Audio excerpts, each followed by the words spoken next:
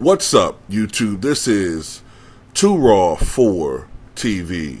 So I talked about this on Too Raw for Sports a little bit, but I want to talk about it over here as well, man. And I cannot, in good faith, put Kawhi Leonard in my top 40.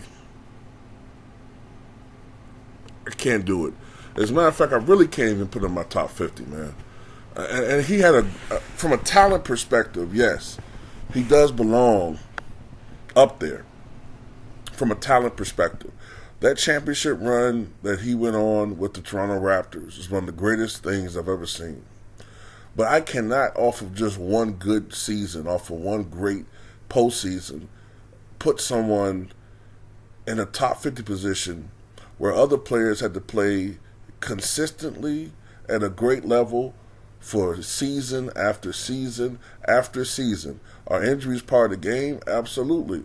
But these other players tried, man. And this is another thing that is telling about this current NBA generation. They are afraid of failure. They are afraid to push the limits. They are afraid to take risk. And, you know, part of the problem is that they make so much money that their huge investments and the organizations often don't want to risk it, and that's part of it. And sometimes we gotta look at that as well. But at the end of the day, as a player, you gotta say fuck that. You know what I'm saying? You gotta put pressure on the organization like, look, I'm here to win. They pulled that shit with Michael Jordan when he broke his foot. Now, the injury that Michael Jordan suffered, that type of injury, it took a very long time to heal from. The foot is one of the areas of your body that receives the least amount of blood as far as circulation. That's why a lot of older people, especially diabetics, they get problems with their feet because of the lack of circulation as you get older. But it takes longer for those types of injuries to heal. And not only that, if it hasn't healed correctly, you could refracture it and be worse. So I understand why the Bulls were a little bit hesitant, but Michael Jordan was telling them, I'm paying free. Hey, in practices, this doesn't make any sense. He said in practices, I'm going full throttle and killing these motherfuckers. But in the games, you got this ridiculous 9 minutes per half restriction on me. This is bullshit. You're tanking. So he put pressure on the organization, and eventually, toward the end of the year, they got rid of that minutes restriction. He barely was able to get that team to the playoffs, and then we saw what he was capable of in that first round series against the Boston Celtics. But anyway, the point I'm trying to make is, look, we can't have these players just going out there and just going only as far as their comfort zone. Players in general, athletes in general, especially as you get older, you have to deal with pain on some level. And I don't know what's up with Kawhi Leonard, but this is getting worse with him.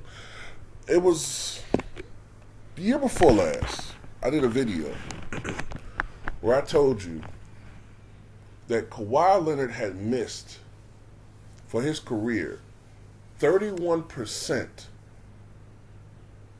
of all available games in his career. 31%, almost a third. I had not really researched that again since then. Do you know it's now up to 36% of all of his available games Kawhi Leonard has missed? And judging by the pace of this season, it's going to continue.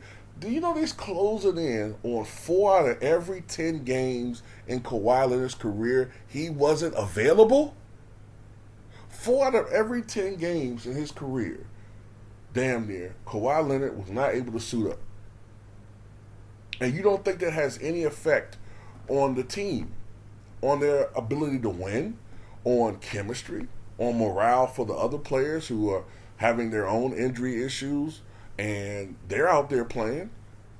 They're out there, playing in pain. It's even worse when you go back just the last 5 years. Since 2017, Kawhi Leonard has missed 57% of all available games. Meaning that since 2017, he hasn't been able to suit up in almost 6 out of every 10 games.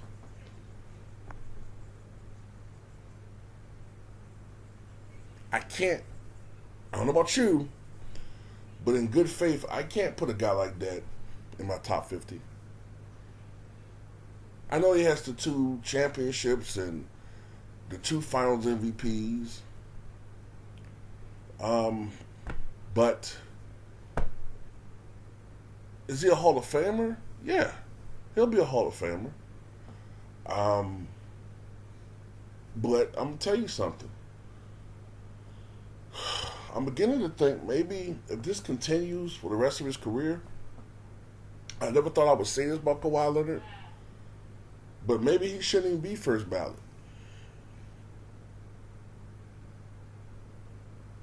Maybe he shouldn't. And that's something you wouldn't even think should be said about a 2-time Finals MVP. But I don't think this guy really wants to push himself. I don't think he wants to, man. And I've always tried to give him the benefit of the doubt. I took up for him when people were saying, look, man, this guy's not really injured. Yes, he was. But my goodness, man, people have their limits with these players. And, think about it. Think about it. What happens to most people when they receive adulation, constant adulation, constant praise, and wealth at a very young age? They become generally spoiled assholes. So, I'm just saying, should we really be surprised at this shit?